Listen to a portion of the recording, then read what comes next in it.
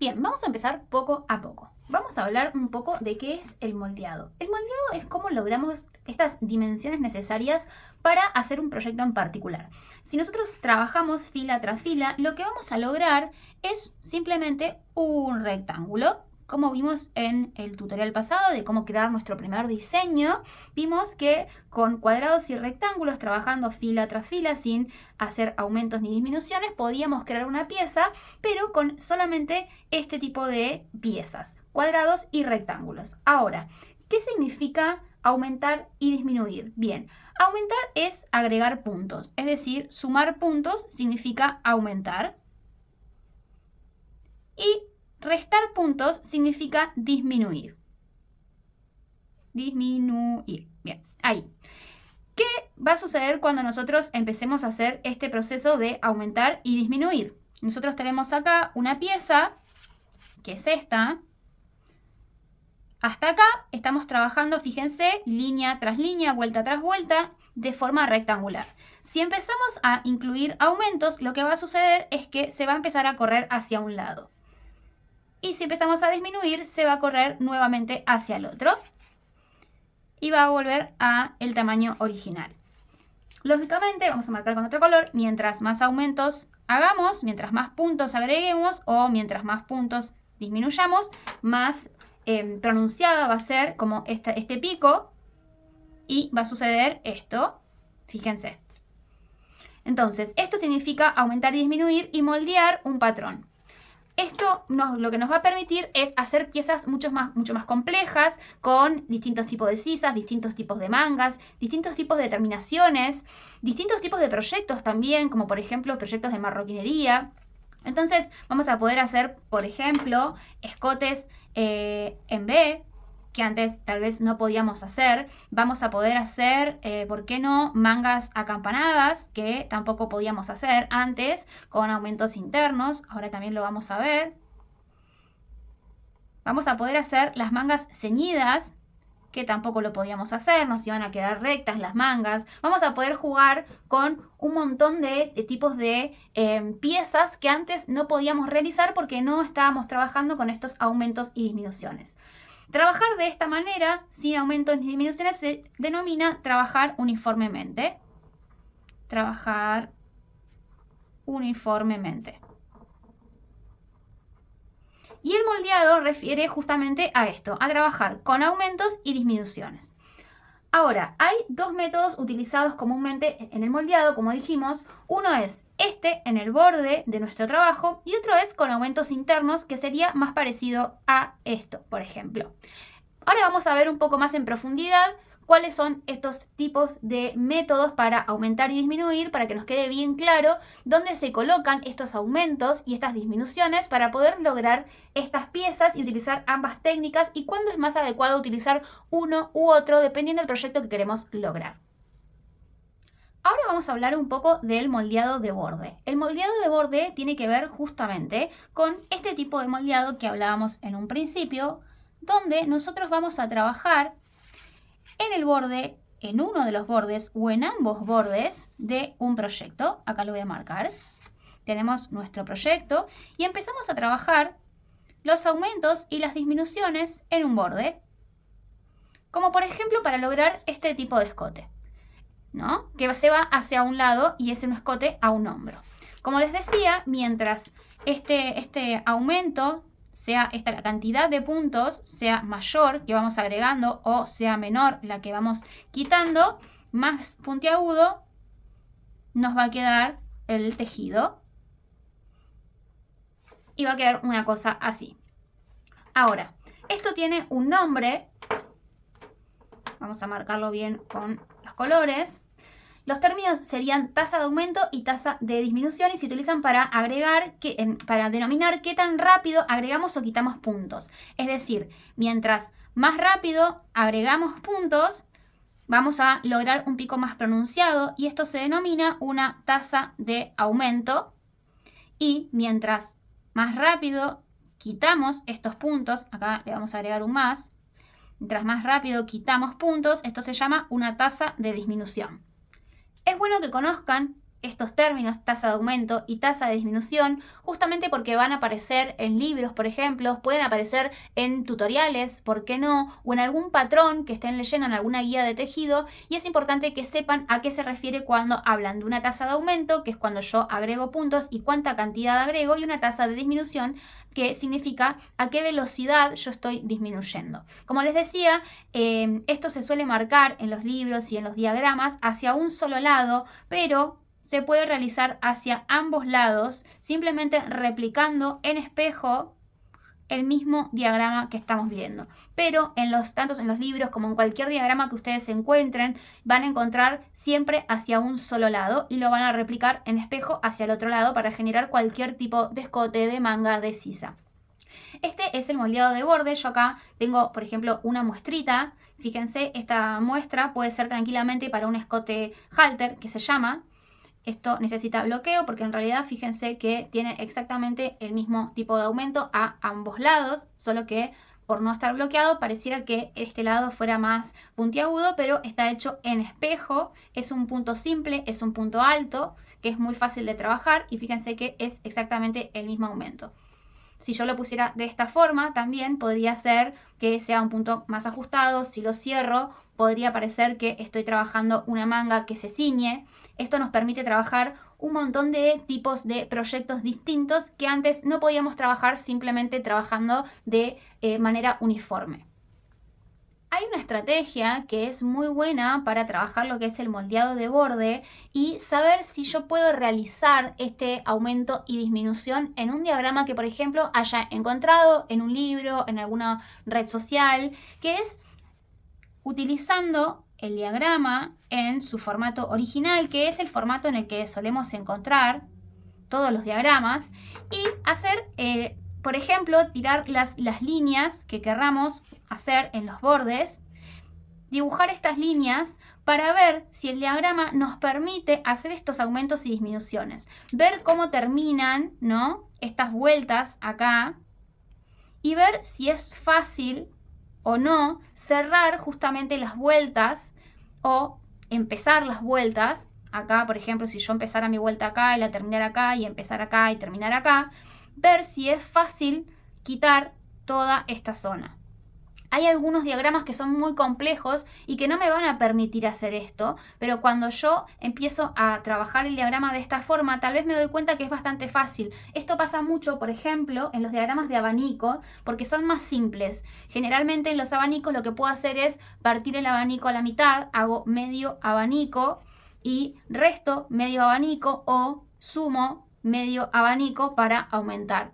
Son diagramas que por lo general son sencillos de aumentar o disminuir, o cuando estoy trabajando, por ejemplo, con este tipo de puntos que son no tienen múltiplos, entonces puedo tranquilamente aumentar y disminuir. También sucede con múltiplos sencillos, como un punto arroz que tiene un múltiplo de 2. Entonces es una técnica bastante amena para saber si yo puedo aumentar o disminuir en algún diagrama.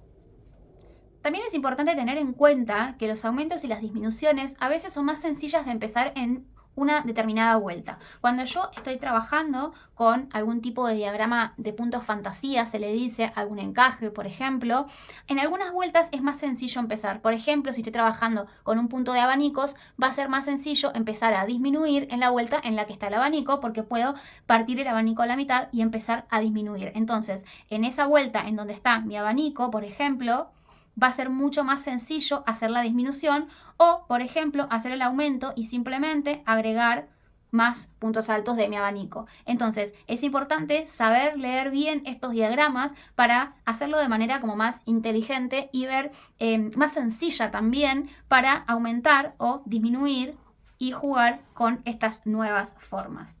Esto nos permite más aplicaciones, como les decía, más aplicaciones a distintos escotes, como por ejemplo este, que es hacia un hombro,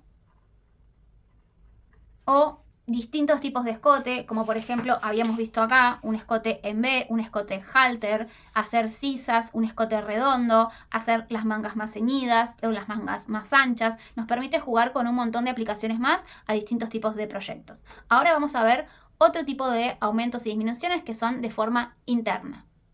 Bien, el moldeado interno se refiere justamente a realizar aumentos y disminuciones dentro del mismo proyecto. Este moldeado interno se puede hacer de varias formas. Como ven, acá tenemos como varias opciones para realizar este moldeado interno. Se puede hacer desde un punto central o de distribución, con distribución en puntos específicos para hacer lo que se denomina top-down raglan o para hacer lo que se denomina generalmente como Kanesu, que lo hacemos de forma circular pero abierta. Entonces, vamos a ver un poco lo que es el moldeado interno con puntos específicos distribuidos a ciertas medidas. Para realizar este moldeado interno, yo lo que voy a necesitar es tener una medida muy exacta de lo que es este inicio, que va a ser el comienzo de lo que sería, por ejemplo, un suéter o un saco si lo hago, por ejemplo, abierto acá. Entonces, voy a necesitar esta medida muy exacta para después poder ubicar los aumentos correspondientes en 4 esquinas que me van a dar como resultado una espalda, un hombro, el otro hombro y puede ser un delantero o 2 delanteros dependiendo si hago un suéter cerrado por completo o hago una chaqueta, por ejemplo. En este caso es un suéter. Entonces necesito esta medida muy exacta desde un principio para después poder colocar estos aumentos en 4 puntos específicos. Esta es una forma de moldeado interno donde yo ubico estos 4 puntos específicos y empiezo a justamente tirar en el mismo lugar siempre los aumentos, empiezo a agregar puntos en estos 4 puntos específicos y lo que me va a dar es esta forma de lo que sería, por ejemplo, en este caso un suéter o tal vez una chaqueta, si yo lo que hago es hacerla abierta y hago 2 delanteros en vez de hacer 1 y calculo, como les decía, esta forma que voy a tener delantero 1 y delantero 2. Esta es una forma de moldeado interno. Ahora tenemos otra forma acá, tengo para mostrarles también lo que es una chaqueta, por ejemplo, de moldeado interno. Si abrimos el tejido se va a ver, fíjense, ahí están los aumentos en el punto específico. Acá tenemos el hombro, tenemos los aumentos nuevamente, la espalda, los aumentos en un punto específico nuevamente, el otro hombro, los aumentos y el delantero. Y eso nos va a crear una chaqueta, fíjense, en lo que se llama top-down raglan.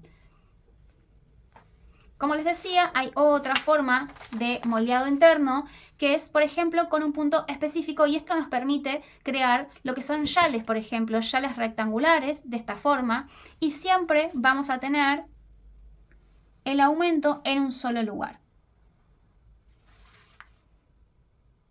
Vamos a hacer bien ahí el dibujo, vamos a lo tener en un punto específico. Normalmente lo que se hace es ubicar el aumento en el centro para lograr que esto se irradie hacia los bordes.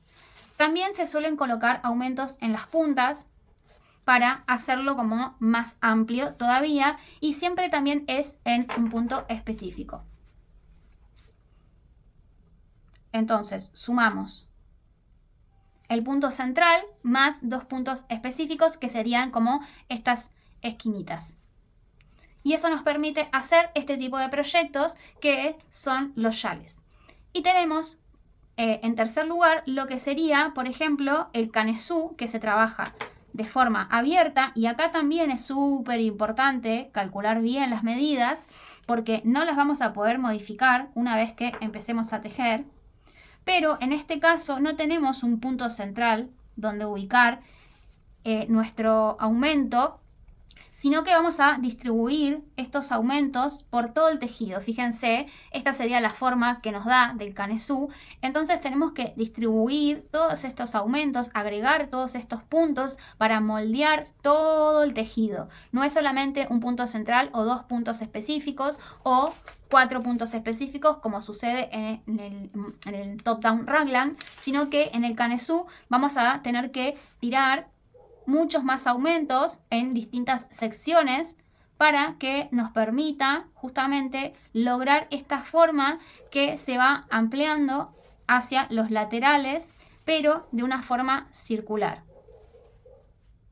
Estas serían como las 3 formas de moldeado interno donde aumentamos o disminuimos dentro de la fila. En lo que es el moldeado de borde, lo que hacemos es aumentar o disminuir en lo que es el borde de la fila, el inicio o el final. Y acá en el moldeado interno lo que hacemos es introducir los aumentos y disminuciones dentro de la fila, salvo en este caso que también vamos a sumar en los yales, por ejemplo, al inicio y al final para darle un poco más de apertura.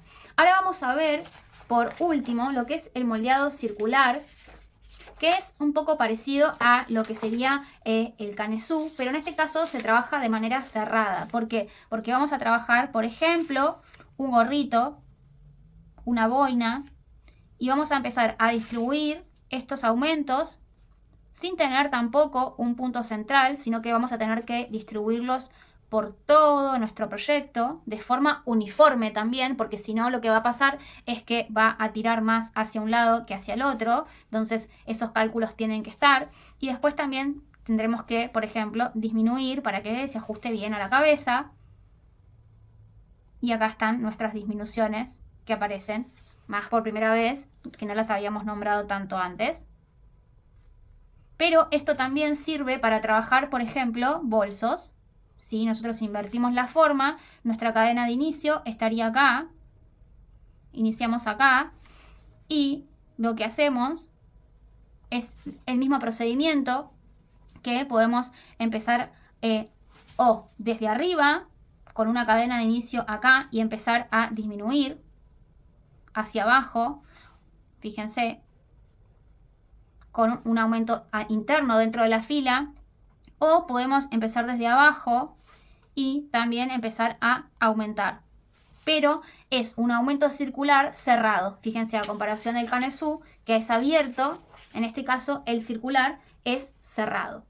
Esta sería la muestra. Fíjense que si yo lo pongo de esta forma, podría ser tranquilamente un gorrito y tengo aumentos internos distribuidos de forma uniforme, tanto dentro del tejido como en el ribete para lograr este volado, pero si lo invierto tranquilamente podría ser un pequeño monedero. Entonces es exactamente el mismo procedimiento. En este caso este está iniciado desde a lo que sería esta zona con una cadena de inicio y se teje en circular. Si lo vemos así, vamos a tejer en circular y vamos a aumentar hacia abajo o aumentamos hacia arriba, depende qué tipo de proyecto estemos utilizando. Estos son los tipos de moldeados que hay. Tenemos el circular, tenemos los dos internos y tenemos el de borde. Entonces, esto lo que nos permite es hacer un moldeado de patrón, porque justamente todos estos tipos de moldeados son para realizar algún patrón en particular. Acá ya vamos a adquirir mucha más complejidad porque vamos a tener aumentos en muchas más zonas. Fíjense que acá, por ejemplo, podríamos tener un aumento que va hacia la sisa, que es esta zona, que va entre el huesito del hombro y la axila. Acá tenemos disminuciones y aumentos para conformar la sisa. Y en el escote también tenemos lo que es disminuciones para realizar ese escote en B. Entonces vamos a marcarlo. Acá tenemos disminuciones, es decir, que estamos restando puntos. Acá estamos aumentando puntos. Aumento puntos. Y acá trabajo una combinación de ambos, porque puede ser que yo vaya hacia adentro, disminuyendo, sacando puntos, y después tenga que salir hacia afuera para crear esta sisa y tenga que aumentar puntos. Entonces esto lo que nos permite es moldear todo un patrón y hacer algo mucho más complejo. Esto si lo dibujamos acá, fíjense, se podría ver de esta forma y hacer algo mucho más ceñido al cuerpo. Si vieron el tutorial de mi primer diseño, se habrán dado cuenta que los proyectos eran absolutamente rectos y lo que hacía el proyecto, si trabajamos sin aumentos ni disminuciones, es decir, si no moldeamos el patrón, es lograr un proyecto de este estilo. Acá nos permite solamente hacer este tipo de mangas que son mucho más grandes porque son mangas rectas, fíjense, y la manga cae acá, por ejemplo. Esto ya lo vimos en el tutorial de mi primer diseño en 4 piezas. Y acá lo que nos va a permitir es hacer sisas, es trabajar algún otro tipo de mangas, es trabajar, por ejemplo, como les decía, alguna manga acampanada o, al contrario, una manga ceñida. Trabajar, por ejemplo, aumentos para hacer algún vestido. Entonces, lo que nos permite es moldear un patrón y hacer piezas mucho más complejas. Todos estos son los tipos de moldeados que existen.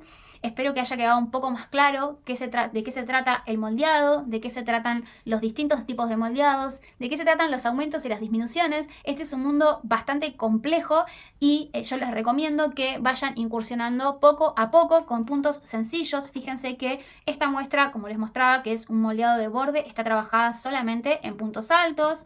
Este, por ejemplo, también está trabajado en media vareta y es una pequeña muestra de un top-down raglan. Y acá tenemos un moldeado de patrón que es similar al que yo les estaba mostrando acá, que fíjense trabaja este escote que estábamos viendo acá sin la sisa para ir trabajando de a poco. Este está trabajado de forma circular, otra forma que ya vamos a ver en nuestro tutorial, pero ustedes pueden trabajarla de forma horizontal para ir trabajando justamente estos aumentos y disminuciones y así ir practicando en estas pequeñas muestras que son muy buenas para empezar a justamente incorporar estos conocimientos. Al principio esto parece un montón, pero el conocimiento con el tiempo se asienta. ¿Esto qué quiere decir? Que cuando nosotros recién incorporamos un conocimiento, el cerebro está un poco confundido. Con el tiempo y mientras más práctica y experiencia vamos adquiriendo, este conocimiento se va asentando y va haciendo conexiones en el cerebro con otros tipos de conocimientos que ya tenemos. Ahí adquirimos un nivel de conocimiento más complejo.